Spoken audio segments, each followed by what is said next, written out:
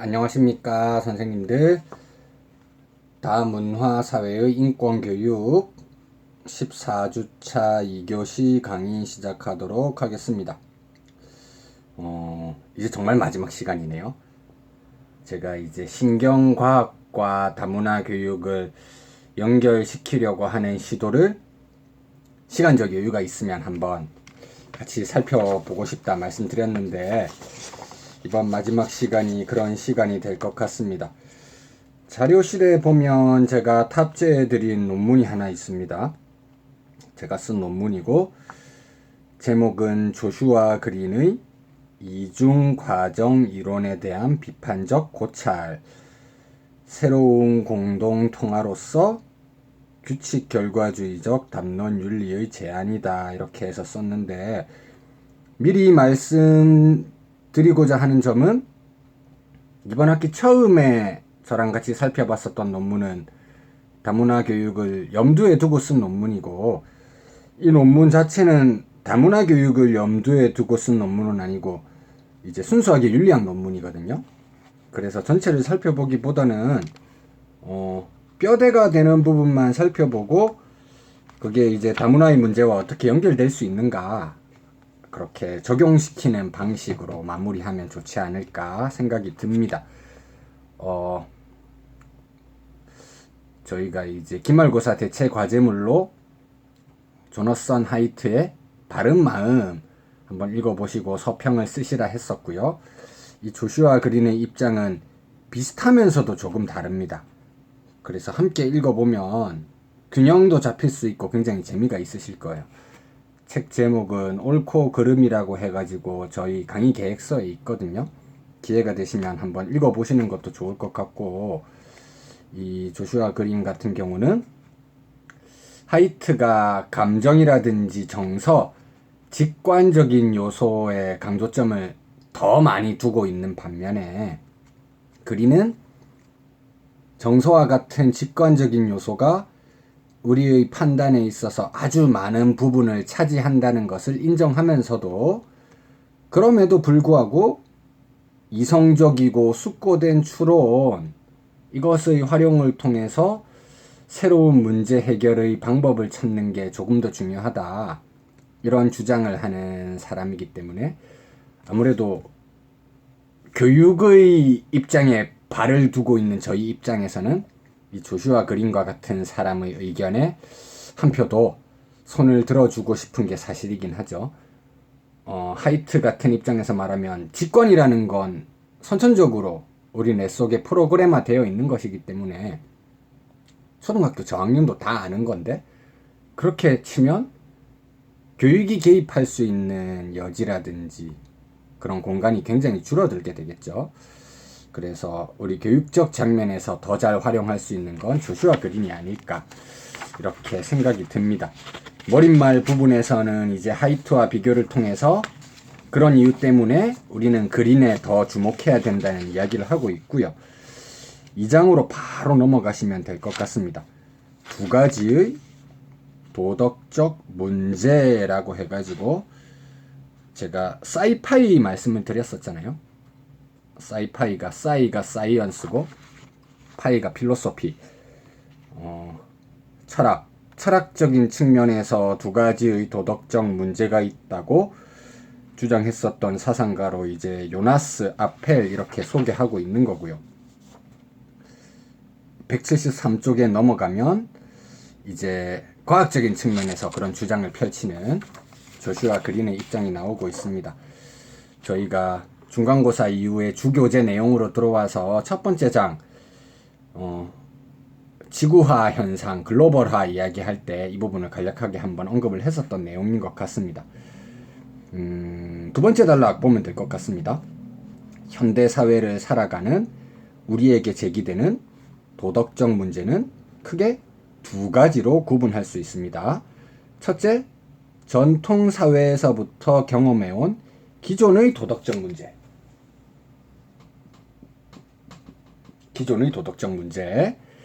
둘째, 과학기술의 발달과 지구화, 글로벌화로 인해 제기되는 새로운 도덕적 문제가 그것입니다. 이게 현대 사회의 문제라고 할 수 있겠죠. 그린 역시 도덕적 문제의 구분에 있어 이와 같은 입장을 취하고 있는데 그의 주장을 간략하게 도식화하면 다음과 같습니다. 한 3주 전쯤에 제가 언급해 드렸던 내용이죠. 기존의 문제는 나와 우리 사이에서 일어나는 문제로서 이것을 공유지의 비극 문제라고 표현하고요. 현대의 문제는 우리와 그들 사이에서 일어나는 문제로서 이것을 상식 도덕의 비극 문제라고 말할 수 있겠습니다. 읽어보면 이해가 그렇게 어렵지 않게 가실 겁니다. 그린은 게릿 하딘의 1968년 논문인 공유지의 비극을 인용하면서 도덕을 협력의 문제로 바라보고 있습니다. 인간에게 나타나는 여러 가지 도덕적 행동들의 진화적 원인을 살펴보면 그것들은 대부분 협력을 가능하게 만들기 위해 진화한 것들입니다. 그런데 중요한 제한 조건이 있습니다. 이런 협력에는 한 가지 중요한 제한 조건이 있는데 비록 인간이 협력을 하려고 하는 생물학적 내지 본성적 성향을 지니고 있는 것은 사실이지만 협력은 일부 사람들 사이의 관계에서만 가능한 것이고 모든 사람에게까지 확대되기 어렵다는 것입니다. 우리가 가진 도덕적 뇌는 개인적 인간관계 속에서의 협력 내지 소규모 집단 속에서의 협력을 가능하게 하기 위하여 진화한 것입니다. 서로 같은 문화를 공유하고 있는 사람 사이의 협력, 이것을 가능하게 하기 위해 진화한 게 우리의 뇌라는 것이죠. 지금 현재 우리네 세팅은 거기까지만 돼 있습니다. 추가적으로 또 다른 프로그램 명령어를 넣어야 된다는 것이겠죠. 따라서 개인 내지 소규모 집단의 범위를 능가하는 거대 규모의 협력을 가능하게 할 수 있는 생물학적 기원은 우리에게 구비되어 있지 않습니다. 신경과학이 알려주는 안타까운 우리의 현 주소라는 것이죠. 인간은 그런 존재라는 겁니다.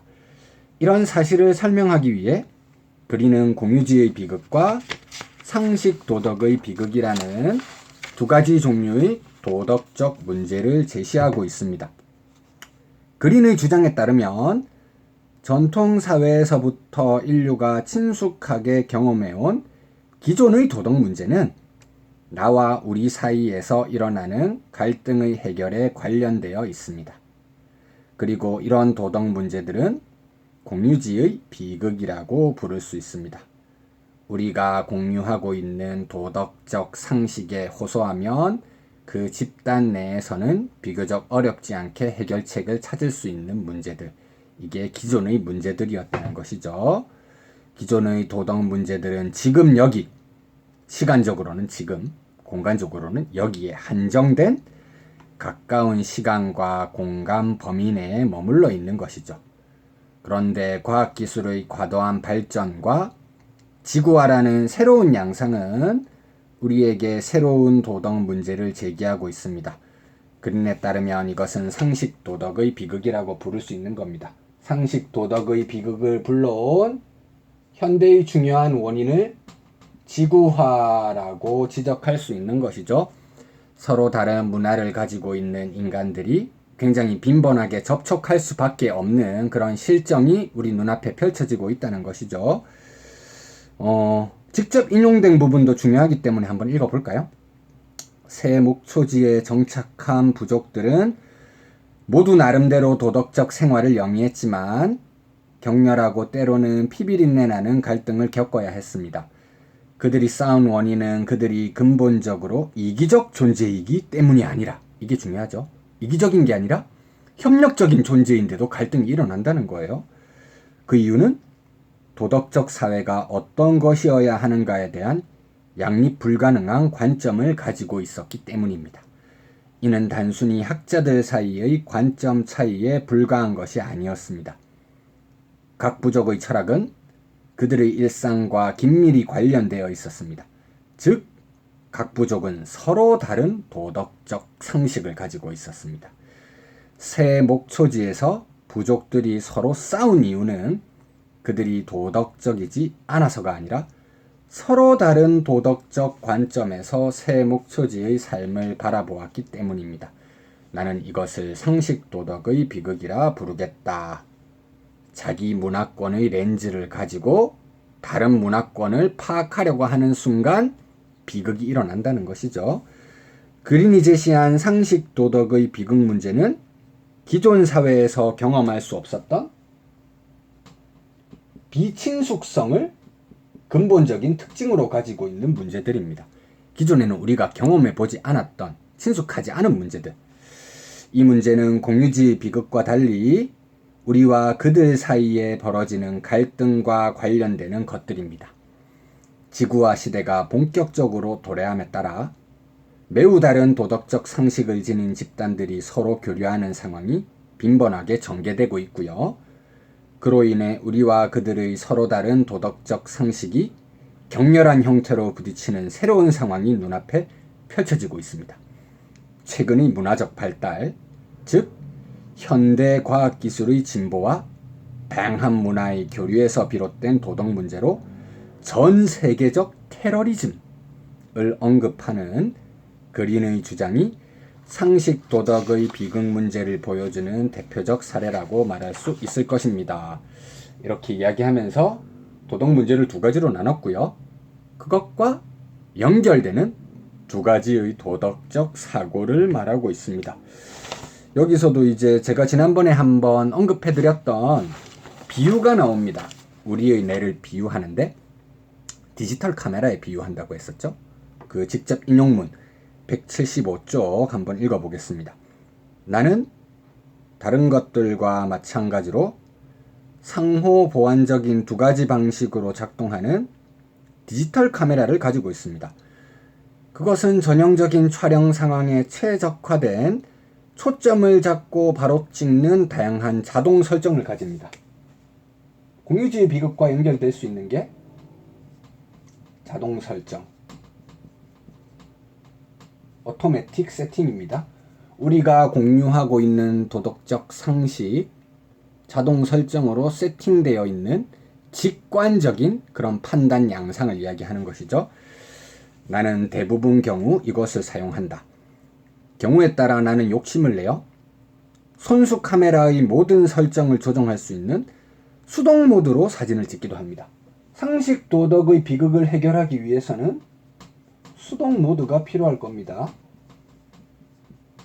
매뉴얼 모드, 자동 설정이 직관적이고 정서적인 것이라면 수동 모드는 이성적 추론, 긴 시간 동안 숙고하는 것, 이것과 관련되는 내용이라고 할 수 있을 것 같습니다.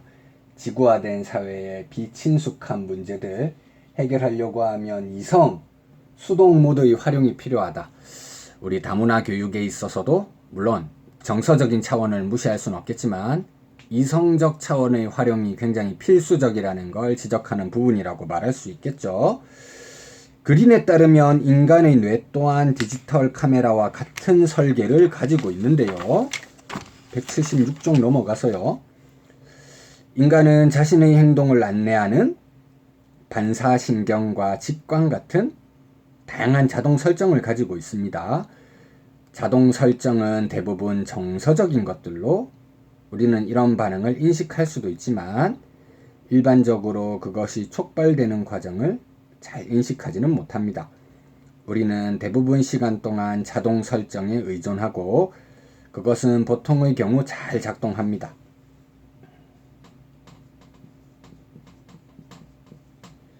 직관적인 게 필요한 경우도 있죠.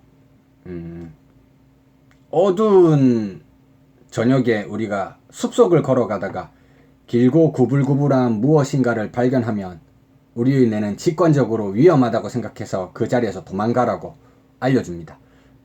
뱀일 수도 있죠. 공격을 당해서 생명이 위험할 수도 있다는 걸 직관적으로 알려주는 것이죠. 분명히 직관은 우리한테 필요한 것이 사실입니다. 하지만 이것만 가지고 해결하기 어려운 문제들도 많다는 것이죠. 그렇기 때문에 우리의 두뇌는 수동 모드 또한 가지고 있는데요. 이것은 장기적인 목표를 달성하는 행위가 가능하게 하는 방향으로 특화된 겁니다. 수동 모드의 작동은 보통 의식적이고 자발적으로 경험되는 것이며 종종 노력을 요구하기도 합니다. 수동 모드는 우리가 분명한 규칙을 사용해서 행동을 안내하고 세계가 작동하는 방식에 대해 분명히 생각할 수 있도록 해줍니다. 요컨대 수동 모드를 통해 생각하는 것은 사고에 대해서 생각하는 사고의 일종입니다. 사고, 이성을 활용한 사고, 사고에 대한 사고하면 메타인지 이런 게 떠오르죠. 다 수동 모드와 관련되는 겁니다. 이 구분법 표 위에 나타나 있는데요. 자동 설정은 복내 측 전전두 피질 VMPFC라고 하죠. 복내 측 배 복자니까 배 안쪽 MRI 찍어가지고 판단 내릴 때 직관적인 판단 내리냐 아니면 이성적 판단 내리냐 두뇌의 어떤 부분이 활성화되는지 그 촬영을 하잖아요. 그렇게 하면 직관적 판단 내릴 때 앞부분 이마 부분에 이제 반짝반짝 불이 들어온다고 하죠. 그 다음 수동 모드는 배 외측 전전두 피질 등배자입니다. 등배자. 그렇기 때문에 우리 뇌의 뒷부분 이성적인 부분 활용하는 판단할 때는 MRI 찍어보면 요 두뇌 뒷부분이 번쩍번쩍 빛이 난다고 하고요. 그때 활용하는 사고를 이제 전형적으로 나타내보면 이 직관적인 건 의무론, 수동 모드는 결과론으로 나타난다고 합니다. 선생님들 트롤리 딜레마 이거 아마 많이 들어보셨을 겁니다. 트롤리 딜레마 대표적인 게 두 가지 있죠. 가장 많이 있는 건 스위치 딜레마. 그것과 함께 많이 언급되는 게 육교 딜레마. 스위치 딜레마 같은 경우에 폭주하고 있는 트롤리 전차가 있고요. 선로에서 5명의 인부가 작업을 하고 있는데 그대로 직진하면 5명의 인부가 희생하게 되어 있는 상황이고 선로가 옆으로 전환할 수 있는 스위치를 당기면 트롤리가 옆으로 빠질 수 있는데요. 옆 선로에서는 1명이 작업하고 있는 상황입니다. 이제 MRI 촬영할 수 있는 의료 그런 기계 속에 사람들 넣어두고 이 스위치 문제 던져주면서 답변하라고 하면 70% 이상 오케이. 선로를 옆으로 돌려가지고 1명의 희생, 5명의 희생보다는 1명의 희생이 결과적으로 희생이 적은 거니까 이렇게 하자. 스위치 문제 같은 경우는 기본적으로 이 결과주의적 추론과 많이 연결되는 내용이죠. 육교 딜레마는 비슷한데 정반대의 반응이 나온다고 하잖아요. 폭주하고 있는 트롤리가 있고요. 그 위로 육교가 하나 설치되어 있는데요. 선로에 5명이 작업하고 있는 건 마찬가지인데 옆으로 빠지는 측선 선로는 없습니다. 근데 육교 위에 나랑 같이 서 있는 사람 1명이 더 있고요.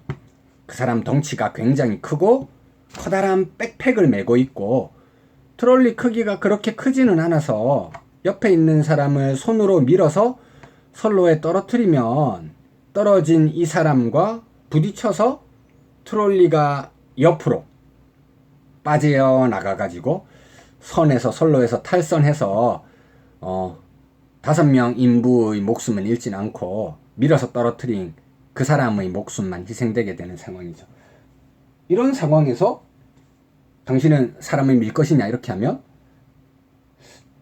70% 이상이 밀지 않겠다고 이야기한다고 합니다. 어떻게 사람의 목숨을 희생시킬 수 있느냐? 그것은 인간의 의무에서 벗어나는 거다.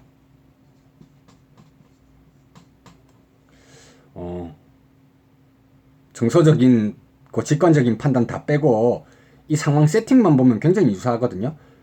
5명의 희생을 선택할 것이냐 1명의 희생을 선택할 것이냐. 근데 이렇게 정반대되는 판단을 나오는 이유는 무엇일까? 보통 이 육교 딜레마를 우리가 인신적인 문제다, 퍼스널한 사례라고 이야기합니다. 퍼스널 하면 개인적 이렇게도 많이 번역하는데 그렇게 하면 이 어감을 살리기가 어려워요. 이 퍼스널이라는 건 사람의 신체에 직접적으로 접촉해서 위해를 가하는 사례. 스위치 사례는 그렇지가 않잖아요. 스위치 작동하는 건 굉장히 중립적인 행위죠. 그냥 기계 다루는 것이잖아요. 근데 육교 딜레마는 사람의 몸을 직접 밀어야 됩니다.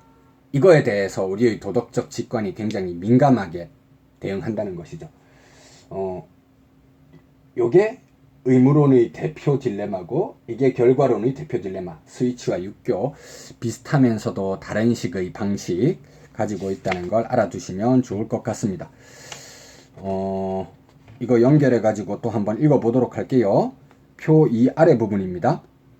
그리는 도덕적 사고의 두 가지 종류 구분에 대한 자신의 주장을 입증하기 위해 최근의 뇌 영상 연구들을 적극적으로 활용합니다. 이런 연구들에 따르면 복측 선조와 복내측 전전두 피질 같은 뇌 부위는 지금을 선호하는 자동적 반응을 선출하고 이 반응이 결국 행동에까지 영향을 미치게 됩니다.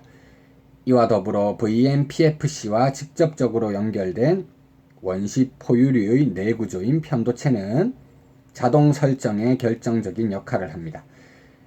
뇌의 다른 부위 가운데 가장 두드러지는 것은 배외측 전전두 피질인데 이것은 나중을 선호하는 통제된 반응을 가능하게 하는 부분입니다. 그리고 DLPFC는 수동 모드가 사고하고 반응하는 것을 조정하는 활동에 있어서 중심적인 역할을 수행합니다. 지금 신경과학과 관련해가지고 하고 있기 때문에 이 뇌의 부분까지 함께 기억해 두시면 조금 더 효과적이겠죠? VMPFC 그리고 아래는 DLPFC 이렇게 연결되는 겁니다.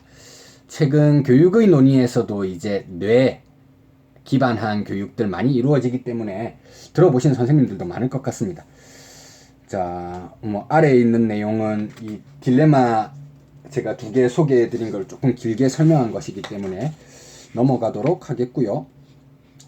이제 178쪽 넘어가서 시사점 부분 보면 좋을 것 같습니다. 179쪽을 보면 좋을 것 같은데요. 저번에 제가 한번 말씀드렸었죠. 여기서 우리한테 중요한 건 인지적, 기적, 부재의 원리라는 겁니다. 인지적, 기적, 부재의 원리. 우리가 친숙하지 않은 도덕적 문제를 다루는 경우에 우리는 자동 설정에 덜 의존하고 수동 모드에 더 의존해야 합니다. 우리는 인지적 기적을 기대해서는 안 됩니다. 현대 지구화의 문제 때문에 일어나는 비친숙성을 특징으로 하는 문제들, 다문화와 관련한 이런 문제들, 안타깝게도 기존의 공유지 비극 문제처럼 자동 설정으로 직관적으로 해결할 수 있는 그런 방식이 우리 머릿속에 세팅되어 있지 않은데 쉽게 해결 방법 찾을 수 있을 거라고 기대하는 건 인지적인 기적을 바라는 거나 마찬가지라는 거죠. 우리 뇌는 이런 인지적 기적을 일으킬 수 있는 방식으로 진화되지 않았습니다. 그렇기 때문에 새로운 문제는 새로운 해결 방식을 찾아야 된다는 거죠. 수동 모드에 호소해야 된다는 겁니다. 과학기술의 진보로 인해 제기되는 생명윤리의 문제나 환경오염의 문제, 지구화의 도래로 인해 제기되는 서로 다른 문화 사이의 첨예한 갈등의 문제 등은 기존 사회에서 인류가 경험하지 못한 새로운 문제들입니다. 이런 새로운 문제들을 다루기 위해서는 수동 모드의 도덕적 추론이 필요하다는 그린의 주장은 그가 실시한 여러 가지 실험적 근거들을 통해 객관적 근거들을 확립해 나가고 있습니다. 그리고 수동 모드의 추론이 전형적으로 결과주의적 판단의 모습을 보인다는 연구 성과를 기준으로 판단해 볼 때 현대에서 새롭게 발생하는 거시적 윤리 문제들에 대해 결과주의적 관점의 접근이 필요하다는 결론을 도출하는 것에 있어서 그린의 이중 과정 이론이 기여하는 바는 매우 크다고 할 수 있을 것 같습니다. 다문화 문제에 있어서도 결과에 대한 고려라든지 정확한 계산 이런 게 굉장히 중요하다는 것인데 뒤에 나오는 건 조금 어려운 윤리학적 내용이고요. 이제 결과주의의 행위 결과주의가 있고 규칙 결과주의가 있는데 저는 그 중에서 규칙 결과주의를 채택하자. 왜냐하면 행위 결과주의라고 하는 건 1인칭의 좀 이상적인 판단자가 해결 방법 이런 거 내리는 거라면 규칙 결과주의는 여러 사람들의 숙고라든지 토론 과정을 통해 가지고 올바른 규칙을 구안해내는 과정과 연결되는 거거든요. 학교에서 활용하기도 굉장히 유의미한 연결고리가 있죠. 다문화 사회의 도덕 문제를 던져주고 애들한테 즉각적으로 해결 방법 찾아봐. 한 사람한테 찾으라고 하면 어렵거든요. 왜냐하면 학생들은 인지적 기적을 부릴 수 있는 뇌를 가지고 있지 않습니다. 하지만 천천히 생각할 수 있는 수동 모드의 이성은 가지고 있거든요. 여러 학생들이 협력해서 다문화 사회의 문제들을 해결할 수 있는 규칙을 함께 만들어 나가자. 이런 담론의 과정이 중요하다. 제가 그렇게 주장하려고 했던 것입니다. 신경과학의 내용과 다문화가 연결될 수 있을 만한 부분이라 제가 판단했던 거고요. 윤리학적인 내용으로 이렇게 논문을 쓰긴 했지만 다문화 교육과도 연결시켜서 한 편 정도 충분히 나올 수 있을 만한 주제가 아닌가 이렇게 생각이 듭니다. 선생님들께서도 논문 쓰시는 과정에서 이런 걸 전체 주제로 잡기는 어렵더라도 한 개의 절 정도로는 포함시킬 수 있을 만한 내용일 것 같습니다. 아무래도 제가 다문화 교육 직접 전공이 아니다 보니까 한 학기 동안 부족한 점이 굉장히 많았을 것 같습니다. 하지만 이제 대학원 들어오셔서 코스석 밟아 나가시면서 여러 과목 들으시면 그 과목마다 특성이 있을 수가 있잖아요. 윤리학이라고 하는 전공에서 다문화 교육을 파악할 수 있는 관점, 특징에는 이런 게 있다. 다문화 교육이 발전하기 위해서 윤리학을 포함해서 여러 가지 배경 이론들을 흡수하는 게 중요할 수 있겠다. 그 정도로 선생님들께서 공감해 주셨다면 이번 학기 저희 강의는 소기의 목적을 달성하지 않았을까 이렇게 생각됩니다. 코로나로 인해서 직접 만나 뵙지 못하고 이렇게 한 학기를 마무리하게 되어서 굉장히 안타깝게 생각이 들고요. 언제 좋은 기회가 있다면 우리가 교육의 장면 아니면 만날 수 있는 그런 공간에서 다시 선생님들 뵐 수 있기를 소원합니다. 한 학기 동안 굉장히 수고가 많으셨습니다. 감사합니다.